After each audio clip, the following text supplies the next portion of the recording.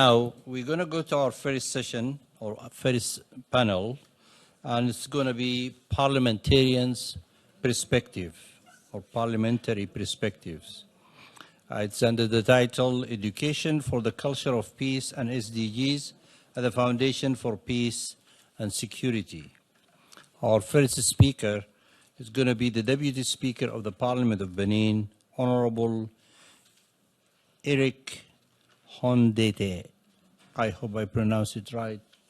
He's going to be speaking in French, but we are very lucky to have the permanent representative of Benin himself is going to be translating for him.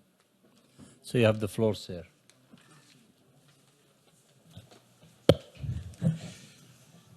Monsieur le Président d'Assemblée,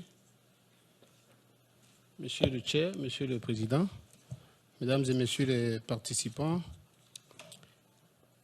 je voudrais partager avec vous ces quelques mots, des choses simples. Lorsque vous n'avez pas mangé, vous n'êtes pas en paix. Lorsque vous n'avez pas la sécurité, vous n'êtes pas en paix. Lorsque vous êtes menacé par le terrorisme, vous n'êtes pas en paix. Lorsque vous n'avez pas de l'eau à boire, vous n'êtes pas en paix. Lorsque vous n'avez pas du travail, vous n'êtes pas en paix. Et donc, c'est en ce sens que Spinoza disait que la paix n'est pas seulement une absence de guerre. C'est une vertu, un état d'esprit, une volonté de bienveillance, de confiance et de justice. Et donc, la question de la paix nous préoccupe au plus haut point. Et je vais appeler un de nos leaders contemporains, enfin, il est parti, Nelson Mandela, qui partageait avec nous l'idée selon laquelle la paix est la plus grande arme de développement que toute personne puisse avoir. C'est pour ça que la question des objectifs de développement durable, les objectifs que nous nous assignons, est-ce que nous pouvons les atteindre, ces objectifs, si nous ne réglons pas la question de la paix? Et est-ce que nous pouvons aussi avoir la paix si nous ne réalisons pas les objectifs de développement? Nous sommes donc dans cette boucle. Et Houphouët-Boigny va nous dire que la paix est un comportement. Et donc, la recherche de la paix est l'affaire de tous. Elle nécessite des alliances et des partenaires. Aucun pays, de notre point de vue, n'est assez fort pour apporter la paix à lui tout seul, pour faire la paix à lui tout seul. Le renforcement des synergies entre les institutions et les acteurs, tant à l'intérieur de chaque pays que sur la scène internationale, est donc une nécessité incontournable. C'est pour cela que l'Organisation des Nations Unies est véritablement une excellente tribune à l'échelle mondiale où des visions globales en faveur de la paix peuvent se réaliser. Je voudrais, à cette occasion, saluer l'initiative de IPCGE qui nous a réunis ici au siège des Nations Unies, avec le soutien, bien évidemment, de la mission béninoise, je salue l'ambassadeur, de la mission sri-lankaise et de l'UNESCO, pour débattre de la question de la paix.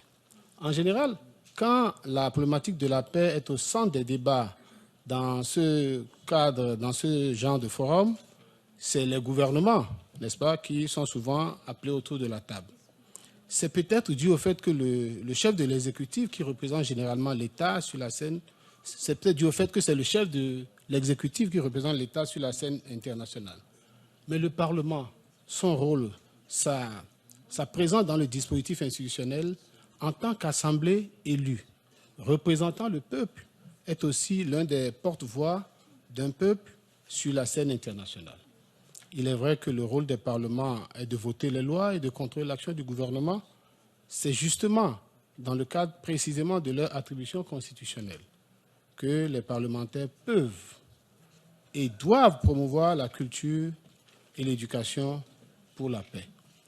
Que ce soit dans le vote des lois ou dans le contrôle de l'action gouvernementale, le Parlement a un rôle important à jouer dans la promotion de la paix et l'éducation pour la paix, et dans la mise en œuvre des résolutions des Nations Unies en faveur de la paix.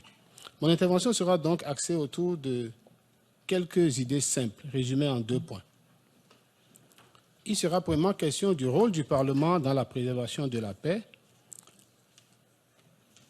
à travers l'éducation et la promotion de la culture. Ensuite, du rôle du Parlement dans la mise en œuvre des résolutions de la paix sur la culture de la paix. Alors, donc, dans un premier temps, nous allons parler du Parlement et de la paix.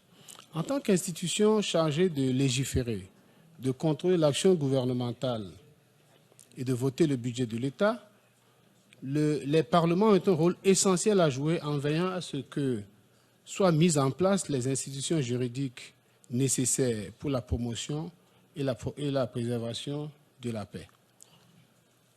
Ainsi, de par sa fonction de législateur, le Parlement doit voter des lois pour protéger les droits de l'homme, corriger les inégalités sociales, protéger les minorités et les groupes vulnérables, voter des lois qui favorisent la justice sociale et l'équitable accès des communautés aux ressources du pays.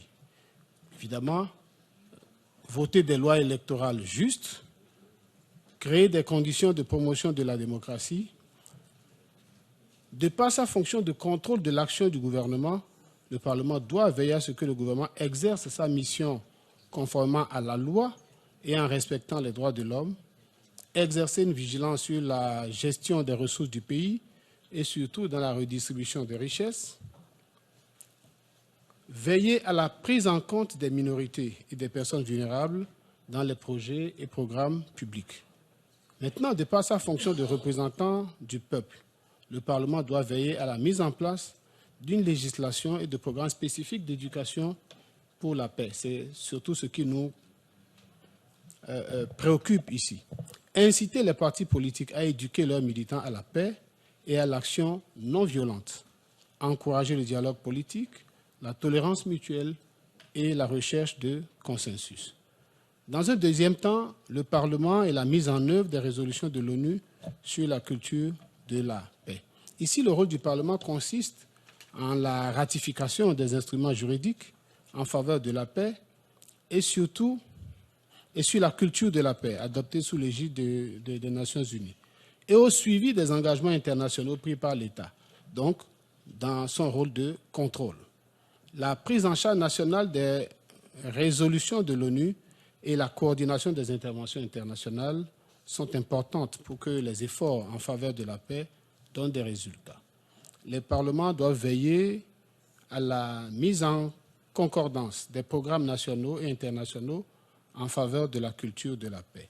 Ainsi, les parlements doivent prendre les mesures nécessaires pour l'appropriation des résolutions de l'ONU sur la culture par des lois nationales.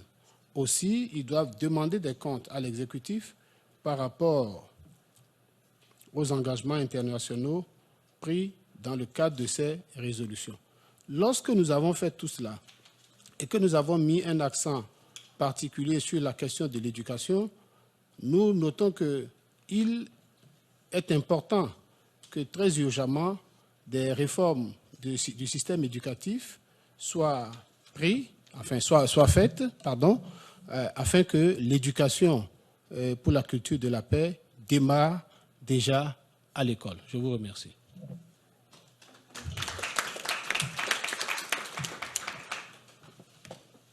Excellence. Thank you. So I need your help. So I will try to exercise my ability to be polyvalent. So ladies and gentlemen, in a nutshell, the Deputy Speaker of the House have shared with us some of the citation from some philosophers like Spinoza, who was stating that peace is not only a mindset, but it's also a virtue on which we need to capitalize. Reference was also made to Nelson Mandela, which we will celebrate in the next few days, the legacy, by saying that peace should be considered as the main weapon for development. And the last eminent personality that Honorable Rundete was referring to was the late President Houphouët-Boigny, who was saying that peace is basically an attitude. So for that, the UN should be considered as the main and the most relevant place to discuss these issues. And this is where he wanted to thank the IPCGE for organizing this afternoon sessions.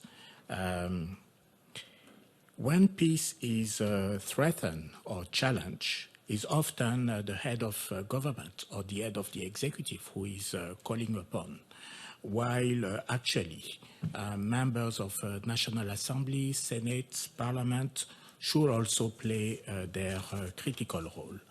So that's the reason why it is imperative to recall our attention this afternoon that Parliament in general should not only vote and control the implementation, but should also accompany along the way the executive while they are implementing their various programs. So his intervention will be articulated in two main points. So the first main point is just to say that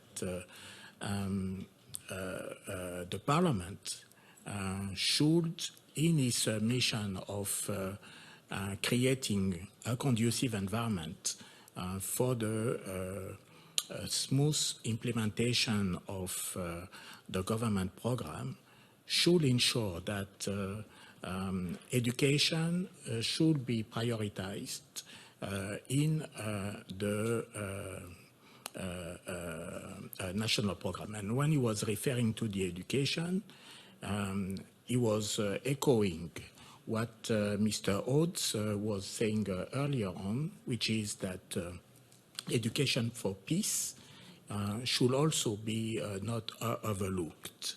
The second point is about the oversight, and that the Parliament should implement towards the government. So this is where the vigilance of a member of Parliament should be called upon, so that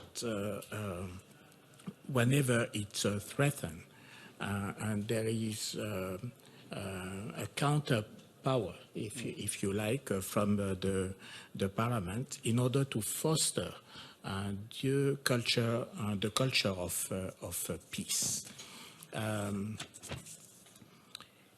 The second point of his remark was about the role and duty of the Parliament, both at national but also at international level.